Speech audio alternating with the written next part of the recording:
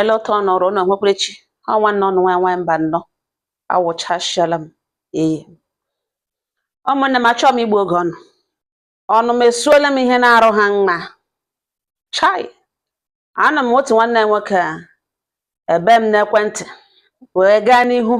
gwa m ihe na-akpagbu ya ọ sị na ya nọ n'ala bekee ọtụtụ oge kemgbe ekwere gaa ala bekee ya nọ na 8 years nga na-eme ka enweta akwụkwọ rụtakwa n'ezigbo ego metatụ 1 or 2 mana n'ime ụmụnne niile ya na ada nne ro n'ezigbote mma n'ihi na ọ ya nwa wuke osu gedi ọkpara alọla nwaanyị ọ nọ na village o megekwa na ọfụma mana ya na ada nne ro n'ezigbote mma ya na ada nne nwe onye agala nwanne ya na-enweghị ada nne na-emere ya na ada nne nwere ike izere ya mgbo ada nne nwere ike iji ndụ ya zere ya mgbo na-agbanya na nwaanyị mba nnọọ mza ya sị ma ruo mgbe ya chọrọ ilu ada nne ya kpewe si ya na ije na ọ na-elu ugbo ene ebe ya sị ọ next year ka ya ga-alụta na ka ya chọrọ ya nwaanyị ihe na mege last year ebe ya sị ọ this year nọ n'ime ka ya ga-alụta ka ya chọrọ ya nwaanyị gụlụdanụ kwa aka ala chọrọ ya nwa azụrụ azụ so that ọ lọta ya etige na budget na ọ ga-alụrịrị nwaanyị ma na-alaghachi na ọwụzi ha ụmụaka ya chia ihe ada nne kwuru wo exactly ihe na ya n'obi asọ ngwa n'otu na before na enwere ndị ka ya hụrụ na Facebook na enwere nwatakịrị ahụ na Facebook ya na nwa anakwala na-akpakwalanụ na nwatakịrị rụkwa na mma mana enweghị ihe karịrị onye ya na mmadụ nọ na Nigeria ime invite gị hụ ya face to face hụkwara ọnụ mmiri okwu ya na onye ke na ọ na Facebook ya na ya hụ na ọ video call ka ha na-emere nwe ya hụbeghị in person before enwekwana mgbe ya gwara na ya ga-alụ ya ọ na ya alụọla nwaanyị n'ihi ihe ya nọ na ada nne kwuru ekechie si mgbe e lụrụ ka ọ bụla arụ ya mma ruo mgbe o ruru ada nne send ya picture a girl very young and pretty girl gbe na nwa na ugbu a na oshi na obi dị mma na ya ma nne na nna ya a na-asọpụrụ ha asọpụrụ na ya nwatakịrị azụkwara na ya ọ gakwara na school na ele nwa na ugbo lecha na nwa na ọ dị 26 years old ya jụwa ada nne na ọ dị too young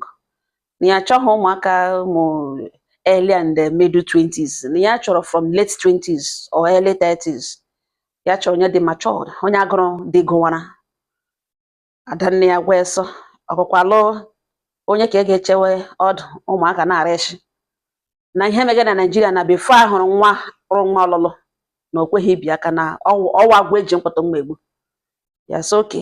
na ebe ọwụ ya na ya ma ha ya na ha bi ebe ahụ ya na nne na nna ebiketara ọmakwa ndị gị no problem na nwaanyị mba nnọọ ọwụ ya ka ya wụchachiri late last month ya hụ nwa anọ ntara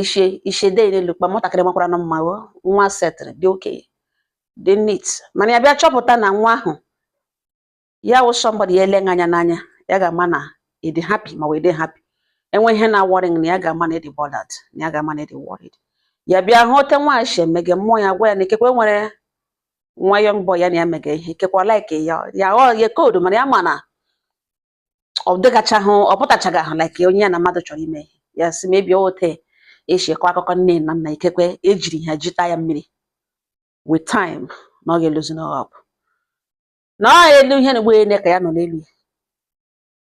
ya ma na kewu bọmbụ na achọrọ ịtụ ruo one Saturday ya kpọ the girl ka ya na ya bụ nọrọ ka ya jụọ ya ajụjụ ka ha nọrọ ụda because through conversation gị na-elerukwu mmadụ anya ruo ka nwa anọ ntara bịara ohu ibe na-akwa gwawe na ọ nwere ihe ya chọrọ igwe ya sọ gịnị ọ dịkwa na mma ya si yes na ihe ọwọ chọrọ igwe ihe meghị ya kwa na nwe ihe ọ nidiri ego ya sị mba ya sị na ọ bụrụ na ya gwaghị ya destin ya maghị onye ọzọ ya ga-agwe na ya likere ya too much ya ekwuo n'obi ese nụkwa nwa na ọ gbagidere mkpu ha azụ megecha ka ọ pụtagacha mega na-adịghị ahụ bright mega ka ọsọ ya sị ya likere ya too much tụkwasịkwara ya too much ihe ọwọta ịhụnanya nwatakịrị mgbarịta ahụ ihe erugharịga n'obi na ya kụjara mgbe ọ gwara na ya likere ya too much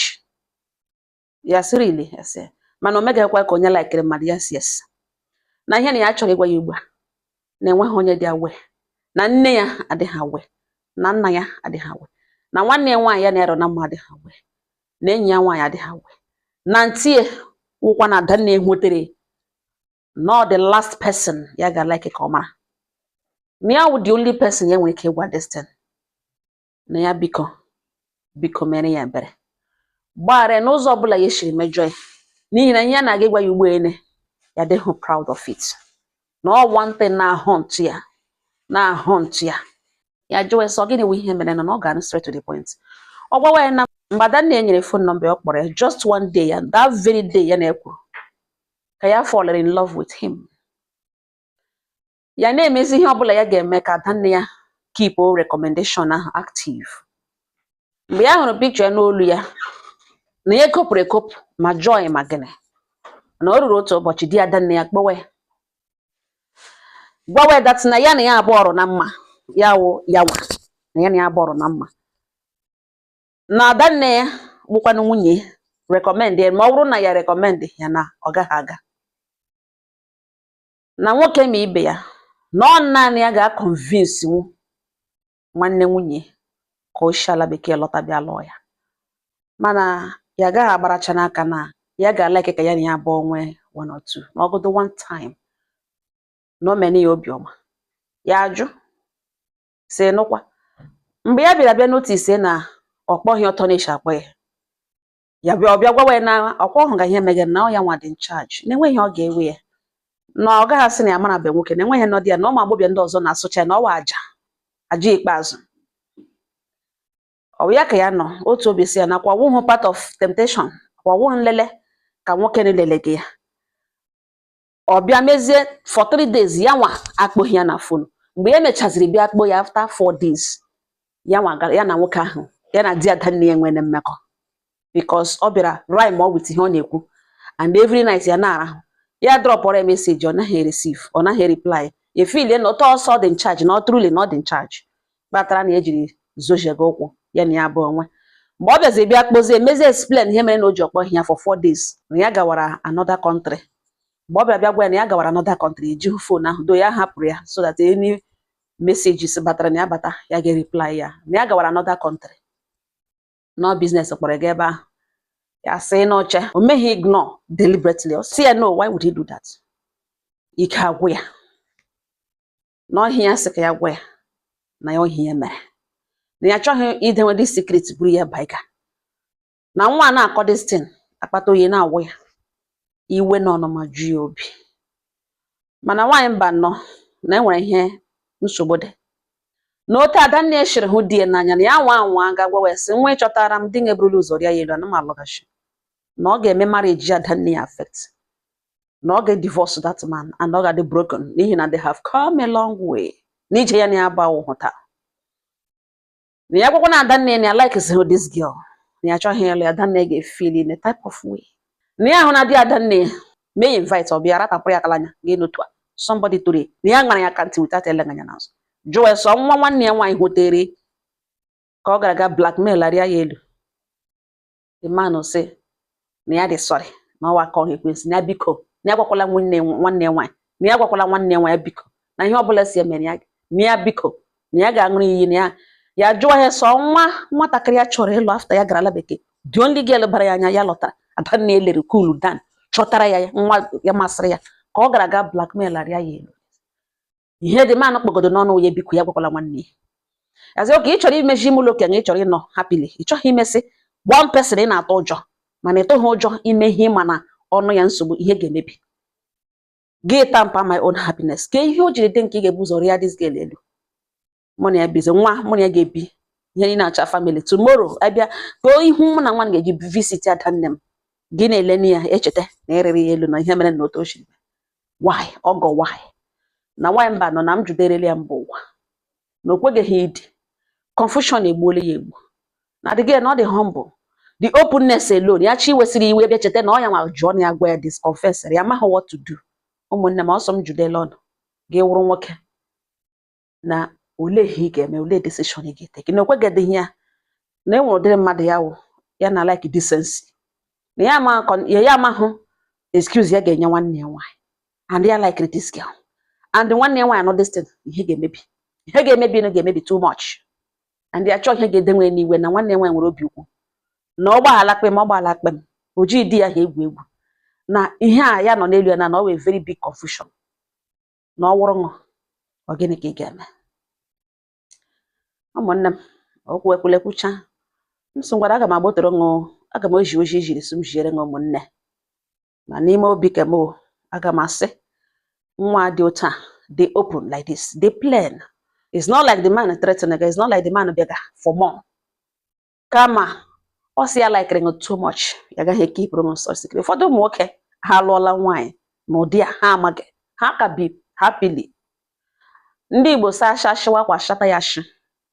mana ị pụta n'ụkọtụli akwa ṅụ mana ị ga-agaracha ebe ị na-agalo mana ibita tụgharịwa gị ile ya ihu gị ile ya azụ gị ile ya n'ụkwụ gị ile ị ga-ahụ ebe shitere hụ reason ị ga-eji ga ha agwa akwa ahụ ebe ọwa ọgọ nwoke ị ga-eme kpọrọ ya gaa ụlọ ọgwụ na-enyochacha ọnwa ọ na-ahụ ihe mege tupu oge lụọ ya lụbedi ya iribedi ya elu imebedi ihe unu ebidebedi ihe unu megebewo communication stage